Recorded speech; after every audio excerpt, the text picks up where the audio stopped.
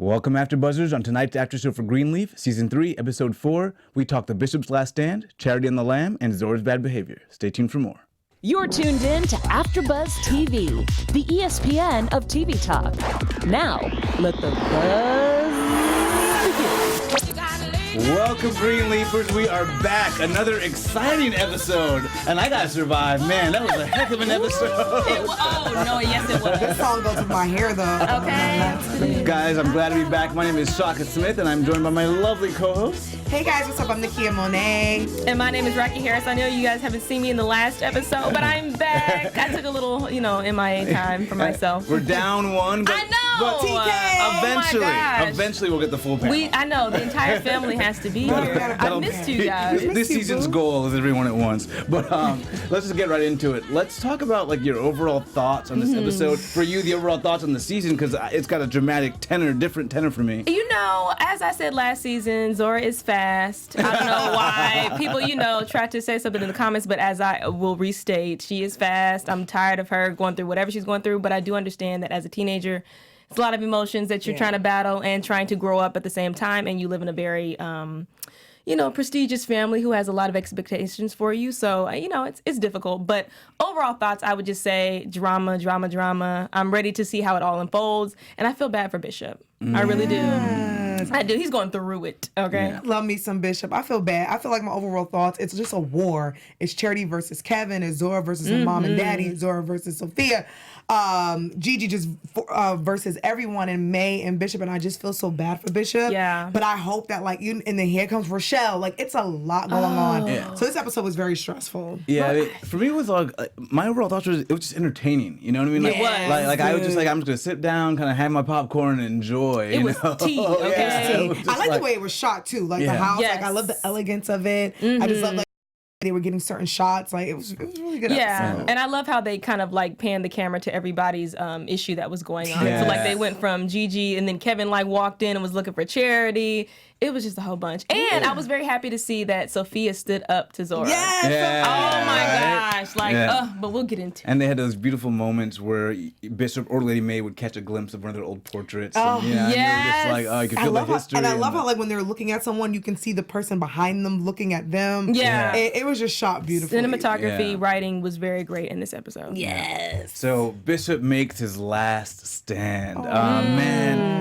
And what a last stand it was. He really went all out. He went right for the heart, Yeah. He got me. Yeah, what did you guys think about from Percy to that speech? That was very beautiful, and I have a soft spot for Bishop because I love Bishop, and he loves his wife, and I think they both did something very bad. He did lie to her.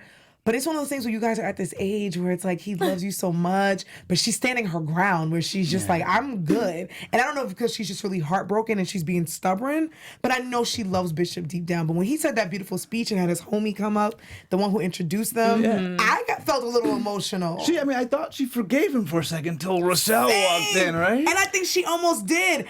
She started crying. And I think the tears came from a real place where she's I really love this man. 40 years. Of my children, 40 years. And then here comes Rochelle ruining everything. So that messed me up. Well, I feel that way too. I do feel for Bishop because that's something that's difficult when the person that you've been married to and have been in love with and have kids with for 40 plus years, now wants to leave you.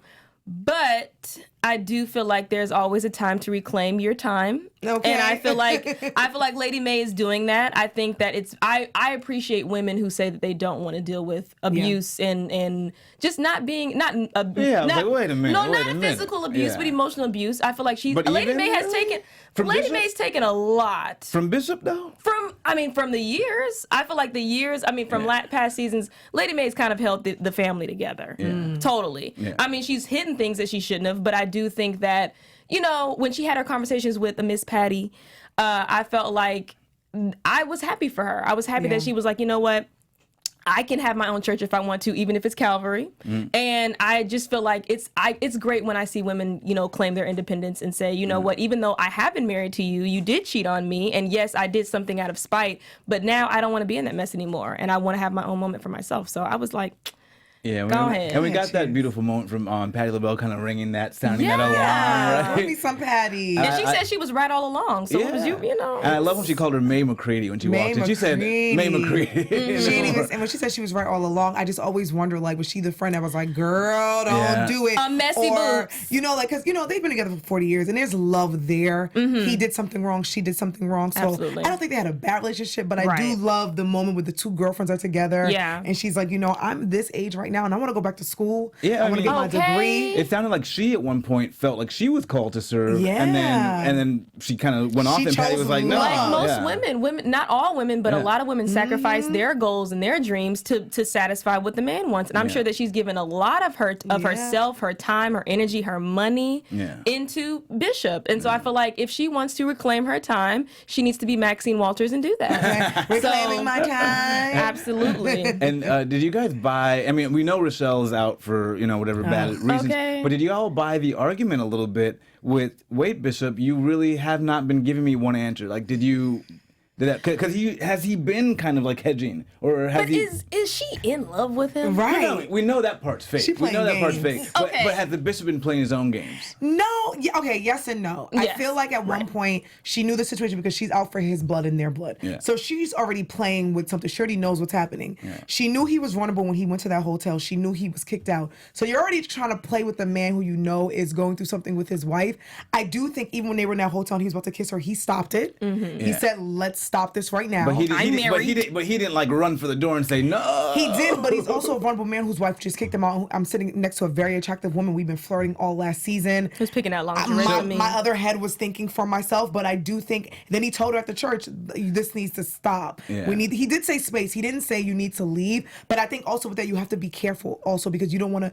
You don't want it to be a thin line between love and hate situation. Shout out to Lynn Whitfield. Right. You don't want it to be what's the one with I forgot her name, but you don't want one of those moments, I think, when it comes to like if I'm letting her go, I want to be careful because you don't want to show up like she did at the party talking a little crazy. Yeah. Though we know she's playing a role, but he doesn't know that. Yeah, right? Yeah. I think he told her what it is, but I also think he's trying to be careful because he's trying to win his wife back. He doesn't want a scene. So I think he's kind of caught in the middle where he's like, damn, I don't know what to do. I think he was trying to keep her on backup though. Ooh. I think he was kind of leaving the door a little open. Oh, Shaka, so give that us some if he got the full, I thought he was giving the full.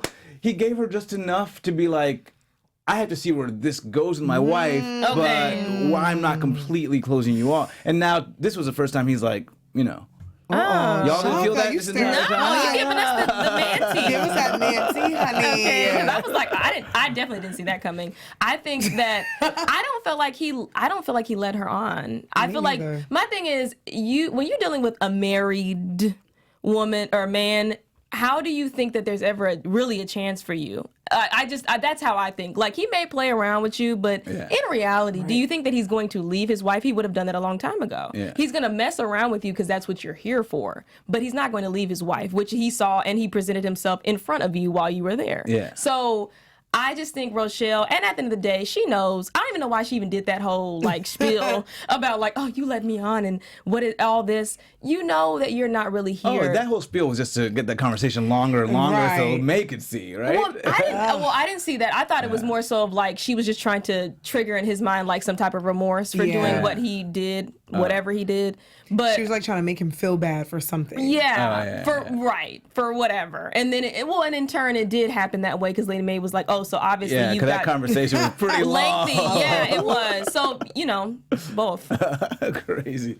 Well, I don't know about that conversation, but we have a lot of conversations on AfterBuzz, and we want you, the viewers, to join us. Yes, so we have a special report for you guys. Hey, AfterBuzzers, our network produces after shows for nearly all your favorite TV shows, from dramas, reality TV, sci-fi, and so much more. There's no network that works harder to serve television fans. But we need your help. We're asking that you please subscribe to one or more of our YouTube channels. More than one, okay? Thank you.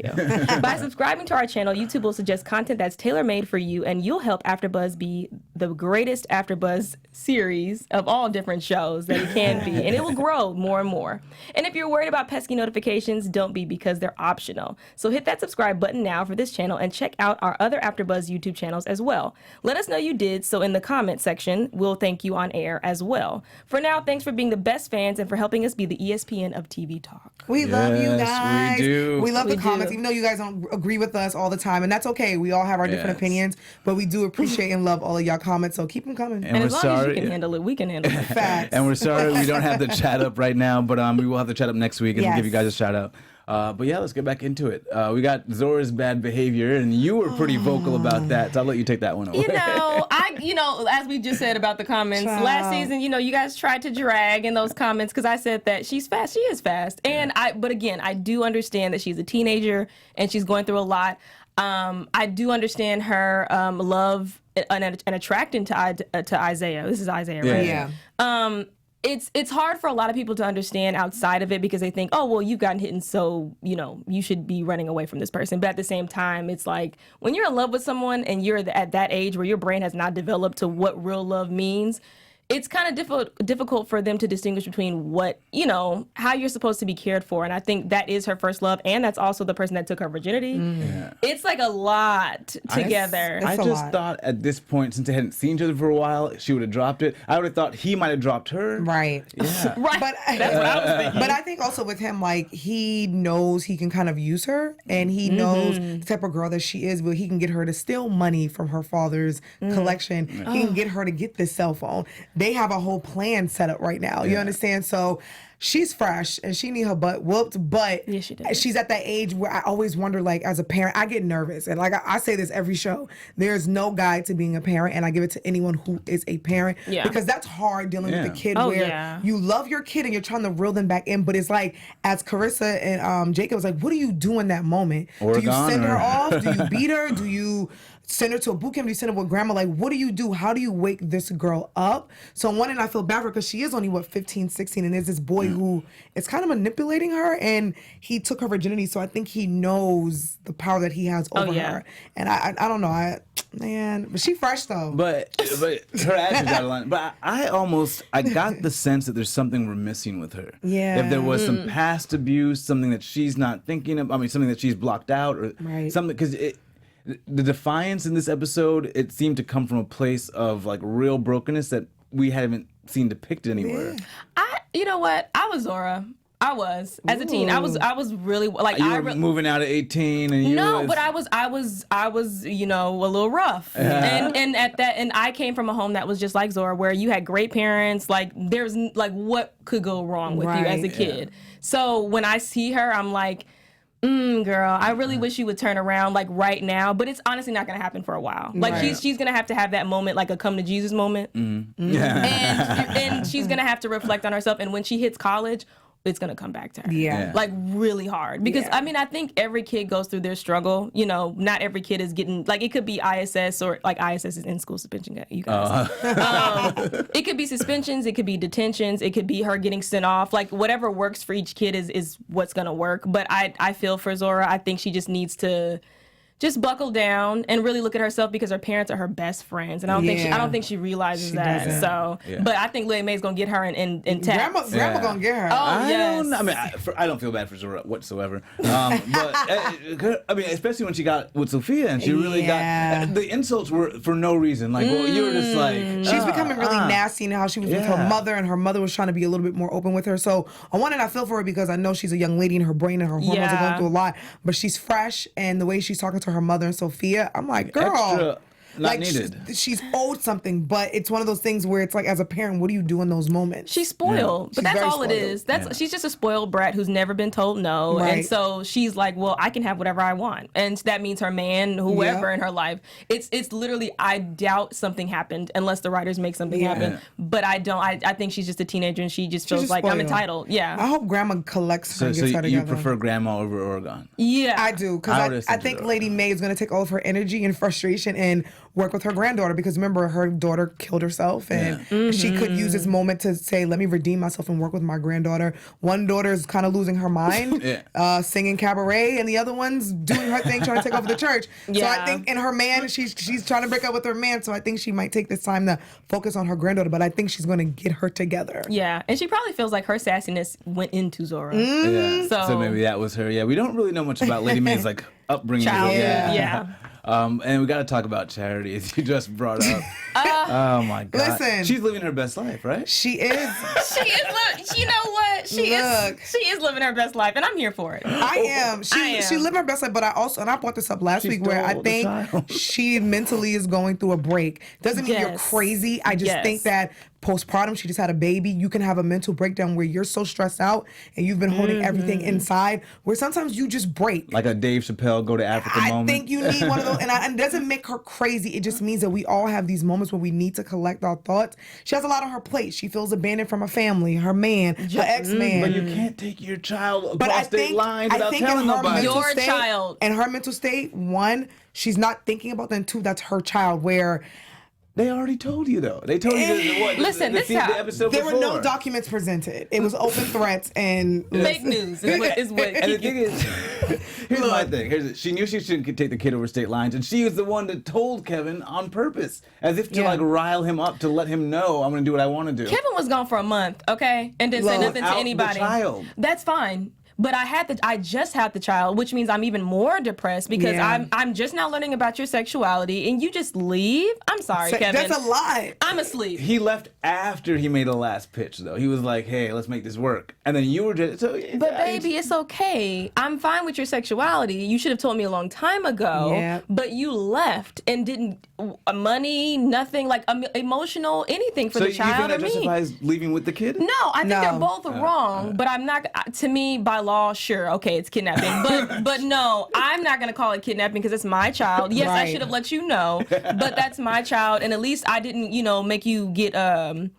what's it for men when they're child support? Right. At least I didn't put you on child support for leaving me for a month. So I feel like Keven, and like Gigi said, you had your break. Let her have hers. So you give and her Terry. a few. Just give her. I just felt like Raquel said, like Keven was just acting a little erratic, and I think he was just being a little spiteful. I get that he wants to see the kid, but like Gigi did say to him, look, just give her a few. Let's just work this out. And I felt like even with Aaron was trying to pull him in, it could have been worked out.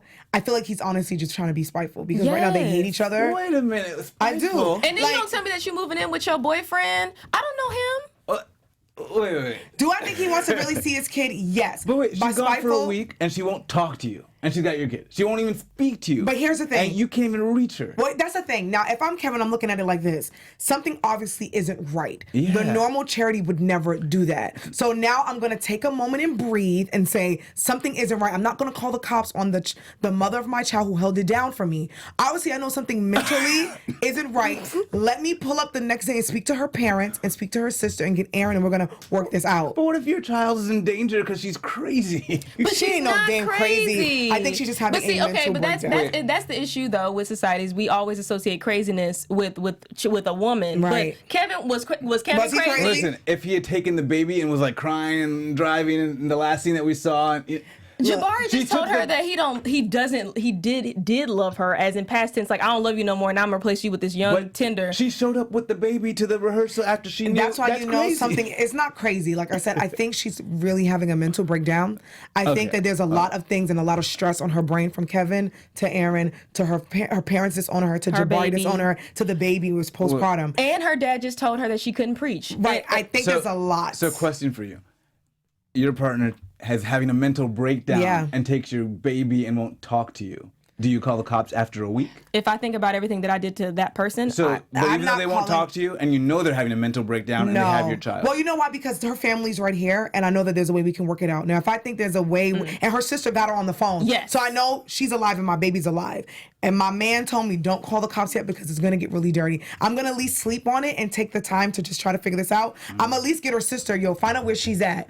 Pull up. But not the cops. But I thought a week was pretty good. That's what I'm saying. It's like a day, You got the 2 nerve days, a 3, week. You've been gone 7 for a days. month. I need to let me breathe. We and I didn't get see it. you until season Now, 3. I'm not saying this is right that she has the kid because she knows that Keven is putting this in place. But like, you just give her a moment. Like, I didn't feel a need for the cops, and I feel like he's not gonna be able to get away from this. Like, it's not gonna be a good thing that he did that. Yeah, exactly. He's gonna regret it. Absolutely. I think it may be a good thing for her that he did this because she clearly she needs a controlled environment right now. She needs a break. Yeah, and I think there's a lot going on. She's drinking the drinks by the pool. The baby's right here at the foot. She had one drink. Mama's gonna have a drink too. And she told Joey. Gigi, there are trained nannies that have my child. And you know what?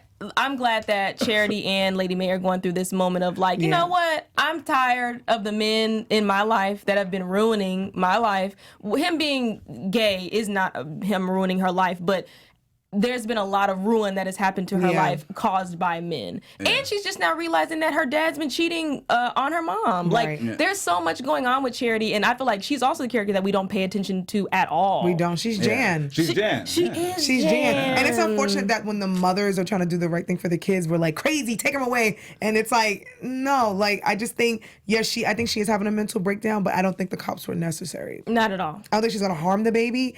Now she might go off for another not week. on purpose, but I think she could harm the baby just by being reckless. And that's my thing. I was afraid only when she was in the car and it was storming. that was the made only me time nervous. I was like, oh, God. That made me nervous. The baby's like, please take me home. The baby's like, where's Dad? Yeah, it's like, I don't know. Where's Keven and Aaron? But we got our special segments. We got our news segment and our Who Needs Prayer segment coming up right now. Yes. So I believe you got some news for us. Yes, I do. AfterBuzz TV News.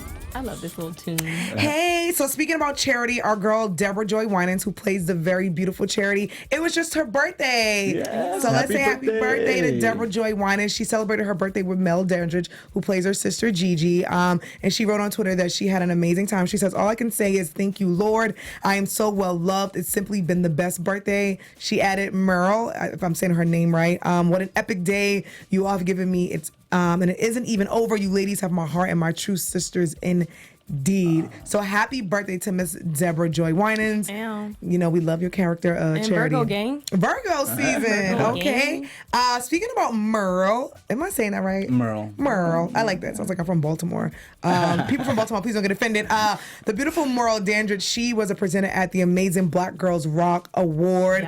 She presented an award to the amazing Tarana Burke, who founded the Me Too movement. The original founder. I just tell Shaka. Shaka's like, wait, I didn't know she founded it. Yes, she did. The OG. Merle had tweeted, and there's some really cool photos of her and Tarana at the Black Girls Rock Award. She just said Tarana Burke founded the Me Too movement and gave millions of women the forum to speak their pain, turn it into power, and lift the women up around them. Tarana, I salute you and thank God for you. I'm humbled to present you with the Community Change Award. So Merle was at the Black Girls Rock Award looking beautiful. So cute, because we definitely need change in womanhood right now. Okay. This last weekend was crazy. Oh, wow. Shoes and everything. Okay. Speaking about sisterhood, LaToya Luckett, who we love and we adore, who plays the crazy Rochelle, she was back with her old sister and her old BFF Beyonce at the On the Run 2 concert, and Beyonce is touching her belly. For those who cannot see and listening, LaToya, I believe, is like 8 or 9 months pregnant, and she's backstage with the girl Beyonce, and her and Beyonce are having a hugging moment, and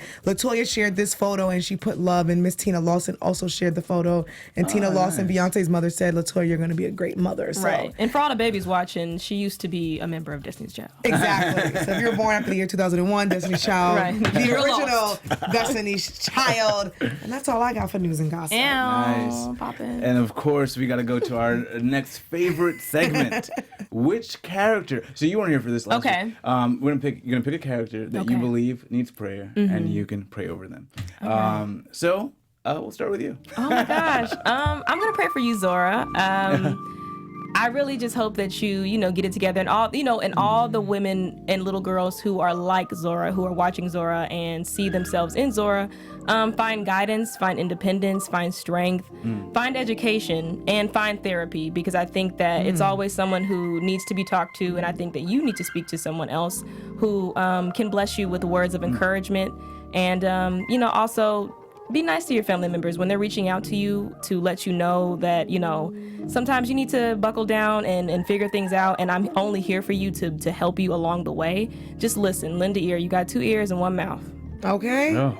Let them know. Amen. I feel like the writer's going to take that to heart right now. I feel like that prayer is going to come. That. Well, The writers might be like, all right, Rochelle, let's work that into was powerful. My prayer is going to be for charity. I pray for charity and, like you said, women like her, because this is a hard time where women are independent. She's a new mother. And I think a lot of times, especially people of color and Black people, we don't take the mental health of people very serious. I pray for her and women like her because she is standing her ground.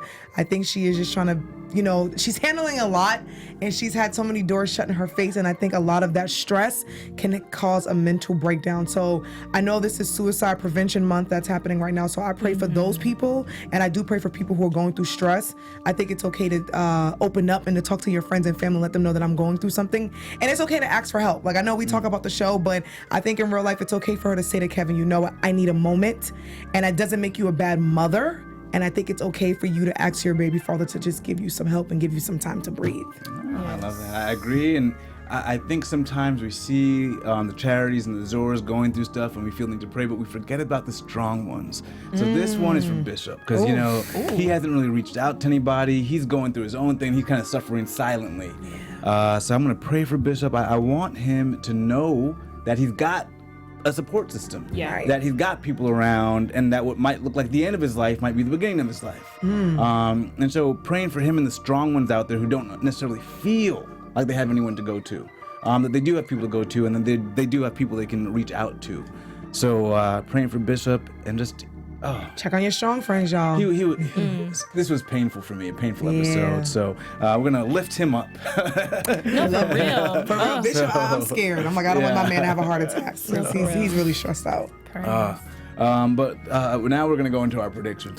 So we prayed, but what's really gonna happen? Right. We want the best for everyone, but what's the drama?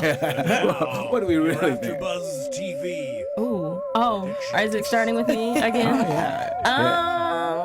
Raquel's in the hot seat. I know. I don't know. I'm so not good with predictions, but I will predict that. I want to say that Lady Mae is. My writer brain is gonna say that Lady Mae's not gonna get a divorce. Even though Raquel / Rocky would love for her to, because I feel like you should, root for yourself always and forever. And also he broke one of the commandments, or one of the laws of marriage. As she did too. She should. And if he wanted to get a divorce, then definitely absolutely. I am not opposed. Bishop, go ahead. Live your best life, Bishop. Okay. Best life Bishop, #. So, but yeah, I think that Zora is going to have a come to Jesus moment within herself. I think that I think it's going to be her mom that gets her together. Because grandma, we see that she's going to be strict with her, but the way that Chrissy, am I saying it right? Chrissy looked, the way that she looked at her when she was leaving, you could tell as a mother, she felt like she was a failure. And she felt like, why my child is hurting and I don't know the answer, and I've never raised her this way, so what's going on? I think she's going to be the one that gets her together. My mom got me together. Ooh, come on, mama. Shout out to all the moms out there. And I felt bad for Karissa too at that moment, because like you said, Carissa's trying, and she's trying to understand where, and Karissa works with troubled girls. And I think she's trying to figure out, wait, I thought we did a good job here. What's happening? My predictions, I predict that they're going to take Rochelle down. I just want her to go. I want LaToya Luckett to have her baby in peace.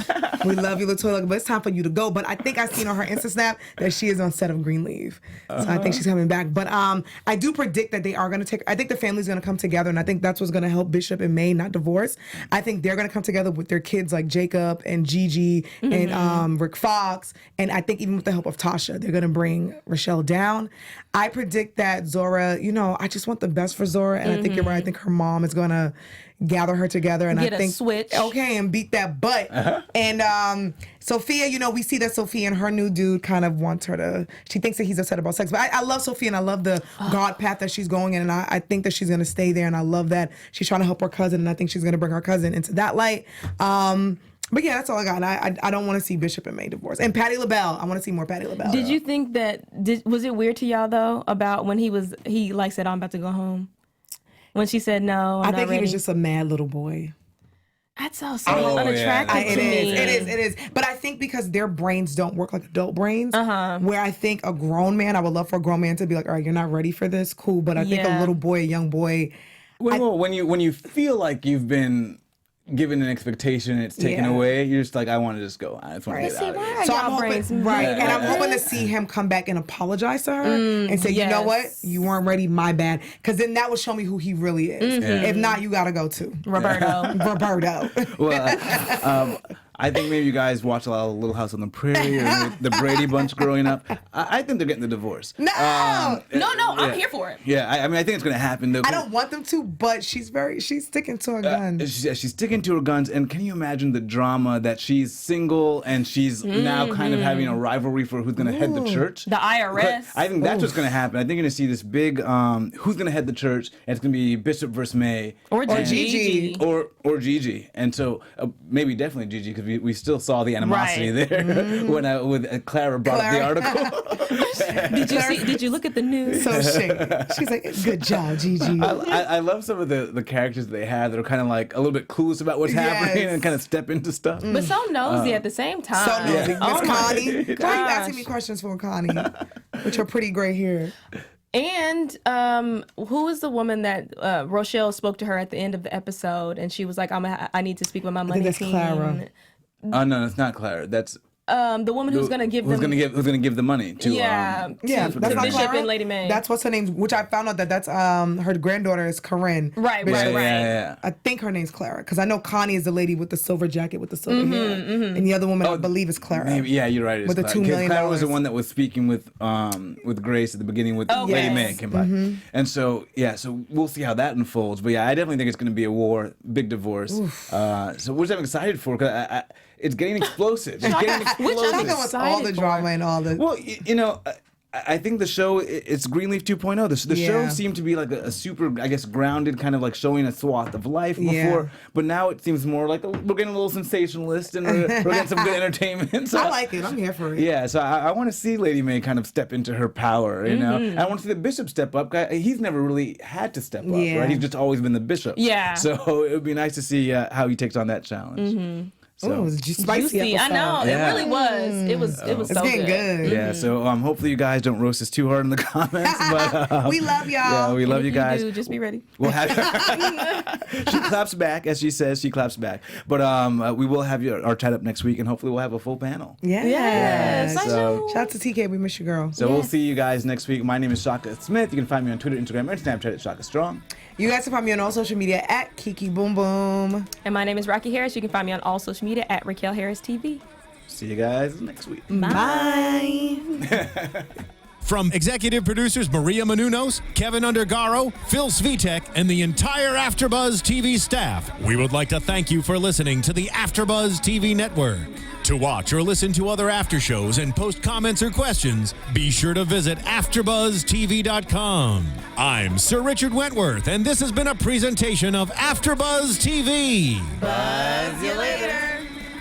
The views expressed herein are those of the hosts only and do not necessarily reflect the views of AfterBuzz TV or its owners or principals.